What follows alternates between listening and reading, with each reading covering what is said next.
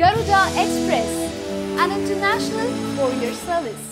మహిళలకు తెలంగాణ ప్రభుత్వం మరో కానుక ఇవ్వాలని నిర్ణయించుకుంది. బతుకమ్మ పండుగ సందర్భంగా తెల్ల కార్డున్న మహిళలకు ఉచితంగా చీరలు పంపిణీ చేయాలని భావిస్తుంది. రేషన్ షాపుల ద్వారా వీటిని పంపిణీ చేయాలని విధి విధానాలు రూపొందించారు. తెల్ల కార్డు ద్వారా చీరలు పొందడానికి దాదాపు 97 లక్షల మంది లబ్ధిదారులున్నట్లు ప్రభుత్వం గుర్తించింది. రంజాన్, క్రిస్మస్ పండుగలప్పుడు ప్రభుత్వం ముస్లింలు, క్రైస్తవులకు దుస్తుల పంపిణీ చేస్తుంది. ఇదే సాంప్రదాయాన్ని హిందువులకు కూడా కొనసాగించాలని భావించింది ప్రభుత్వం. బతుకమ్మ పండుగ నుంచి ఈ పథకాన్ని ప్రారంభించాలని సీఎం కేసీఆర్ నిర్ణయించారు. చేనేత చీరలని పంపిణీ చేయాలని, తద్వారా చేనేత కార్మికులకు ఉపాధి లభిస్తుందని ప్రభుత్వం యోచించింది.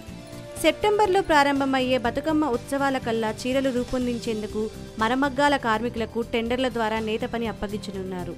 97 లక్షల మంది మహిళలకు చీరల పంపిణీ కోసం 22 కోట్ల నిధులు అవసరమవుతాయని అంచనా. మొత్తం 26 డిజైన్లలో చీరలను రూపొందించనున్నారు.